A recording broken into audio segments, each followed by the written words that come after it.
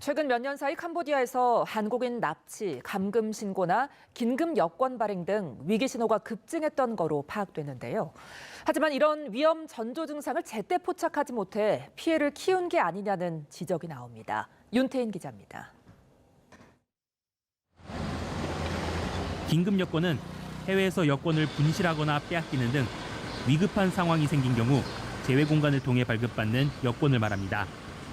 그런 만큼 긴급 여권 발행이 늘면 현지에서 위기에 처한 한국인이 많다는 신호로 해석됩니다. 실제로 캄보디아 범죄단지에 감금됐다 탈출한 피해자 일부도 긴급 여권을 발급받아 집으로 돌아올 수 있었습니다. 밤이나 새벽이나 이렇게 도망쳐 나와서 저희한테 연락 오는 경우가 있거든요. 저희가 긴급 여권과 비자를 재발급시켜서 돌려보내는 그런 경우가 있습니다. 그런데 이런 긴급 여권 발행 건수가 이미 지난해부터 급증했던 것으로 나타났습니다. 지난해 주 캄보디아 한국대사관에서 발행한 긴급 여권은 190건으로 지난 2023년 88건에 비해 2배 넘게 증가했고 올해도 9월까지 발행 건수가 150건을 넘겼습니다. 범죄를 저지르고 캄보디아로 달아난 국외도피 사범도 급증했는데 지난 2015년에서 재작년까지 평균적으로 1년에 25명이 도주한 것과 비교해 지난해에는 5배에 가까운 123명으로 크게 늘었고 올해 상반기에도 120명 정도가 캄보디아로 도피했습니다. 캄보디아에 입국했다 연락 두절 또는 감금됐다는 신고도 지난해부터 눈에 띄게 증가했습니다. 2022년 1명, 2023년 17명에서 지난해 220명, 올해는 1월에서 8월 330명으로 늘었습니다. 하지만 외교부는 캄보디아에 대해 태국과의 충돌 지역을 제외하고 지난 9월까지 여행경보 1단계를 유지했습니다. 어떤 지표들이 올라가면 이건 위험수위니까 빨리 대응을 해야 된다든가 외교부나 관계당국이 기민하게 반응할 수 있는 체계가 또 있는가라는 거죠. 이미 지난해부터 한국인을 대상으로 한 범죄 피해의 징조가 잇따랐는데도 정부의 부실 대응으로 피해를 키웠다는 지적이 나옵니다. YTN 윤태인입니다. 경찰청 국가수사본부가 올해 신고된 캄보디아 납치, 감금, 실종 의심 사건 가운데 160여 건에 대해 범죄 관련성을 파악하고 있다고 밝혔습니다. 납치, 감금 사건 등에 대응하기 위해 캄보디아 측과 우리 경찰이 TF를 구성하는 방안은 아직 협의가 진행 중인데요. 취재기자 연결해 자세한 내용 알아봅니다. 이현정 기자, 경찰이 발표한 내용 정리해 주시죠.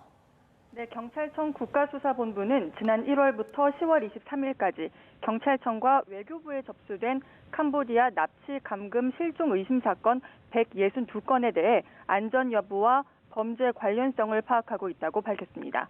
이는 같은 기간 신고가 접수된 513건 가운데 이미 귀국한 295건과 안전 여부가 확인된 미귀국자를 제외한 수치입니다.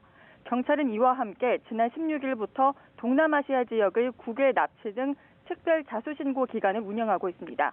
해외에서 벌인 보이스피싱과 투자 사기 등 피싱 범죄 가담자들이 자수하도록 신고 기관을 운영 중인데 현재까지 접수된 건수는 태국 11건, 베트남 8건, 필리핀 7건 등인 것으로 파악됐습니다.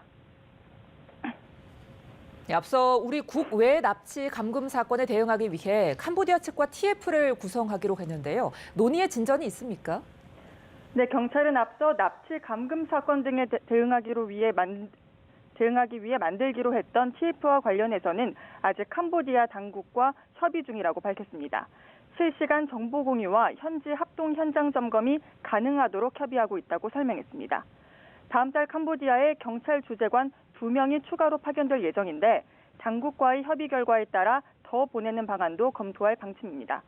캄보디아에서 숨진 채 발견된 한국인 대학생 박모 씨 사건과 관련해서는 아직 국립과학수사연구원에서 부검 결과를 통보받지 못한 상태입니다. 일단 박 씨를 출국시켰던 대포통장 모집책 등 2명은 구속 송치하고 추가 공범 여부를 수사하고 있는데 강남 학원가 마약 총책 공범이 박모 씨 사망의 주범이라는 내용도 확인하고 있다고 밝혔습니다. 이와 별개로 캄보디아에서 송환된 피의자 64명을 상대로 입국 경위 등에 대한 수사를 이어가고 있는데 추가 송환과 관련해서는 아직 별다른 진행 상황이 없는 것으로 파악됐습니다. 지금까지 사회부에서 YTN 이현정입니다.